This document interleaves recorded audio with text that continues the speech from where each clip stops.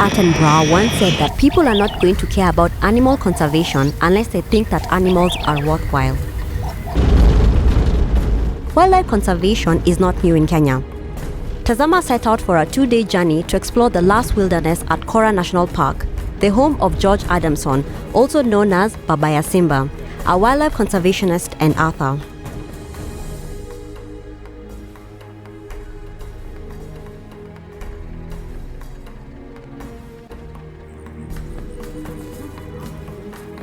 "24 years ago, Kenya lost one of the founding fathers of conservation, George Adamson. It is here that we're walking down memory lane to embrace the life that he lived." He and his wife, Joy Adamson, are immortalized in the movie Born Free and bestseller among other movies and television shows. George concentrated on the rehabilitation of captive or orphaned lions, after which he later returned them to the wild. We wake up to a beautiful view beside Tana River, surrounded by African palm trees.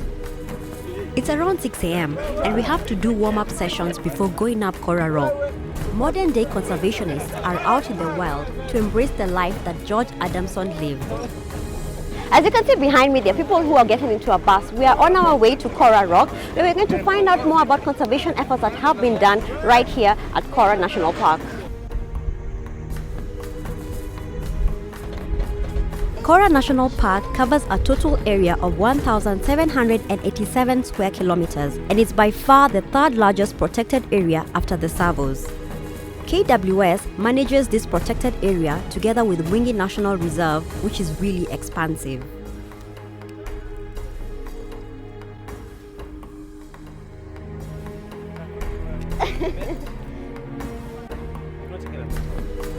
We've made it to the top of Kora Rock. I must say it feels really good. I'm joined by one Paul Oduto, who's going to tell us more about Kora. Kora Rock has some historic significance in that this is a place one man called George Adamson used to climb with his famous lions and call them out and do his ritual. And that's what we are doing today. So any chance of us meeting with lions along this rock? Unfortunately, they've grown shy, but we are hoping that in the near future, once the restocking is done, we will be able to climb with them as well.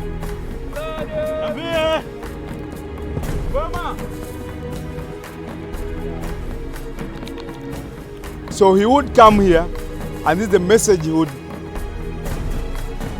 give to the wilderness until the lions come. Who is the king? Who is the king? And the lions would know about it. They think they are. We are the king. Then he tells them, I am the king. And they will be all over. So he looks at them, checks on them, who needs medical attention, who needs what.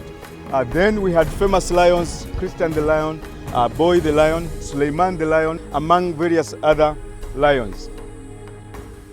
Wildlife conservation in Kora is taking a new dimension. Initially, we've had a problem with our wildlife numbers coming down, but right now we're working with our conservation partners to make sure that the numbers, especially for the elephants, the lions, which usually sell Kora National Park, are going to normalize in the near future. Were it not for George Adamson, all the good things that we find coming in Kora National Park would not be there. George Adamson used to live in Kora. He was brutally murdered in 1989 on 28th of August by poachers, of course, and bandits who had come to the park. And the man had a vision for the park. Though he did not concentrate so much into these small antelopes, I believe that the work that he did for both the elephants and the lions and even the small antelopes maybe was great, and this is what now we want to ride on and bring in the vision of George Adamson, so that at least now Kora can go back to the tourism map.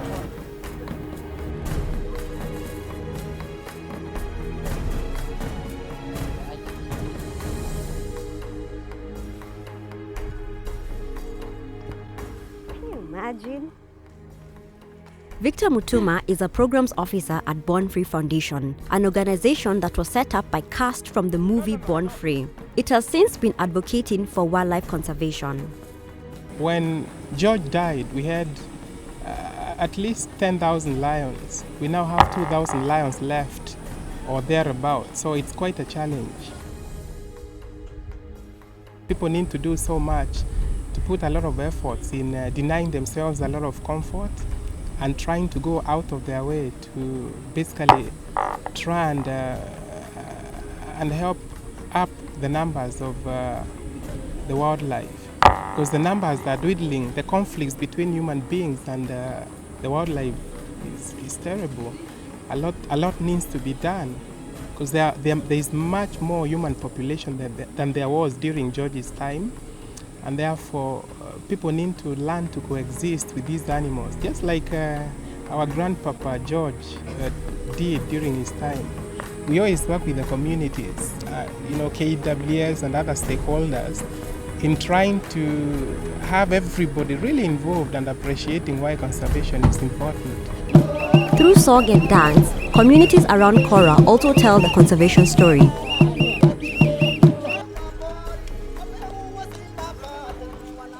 Here the lion, elephant and rhino dances are done in their local dialect.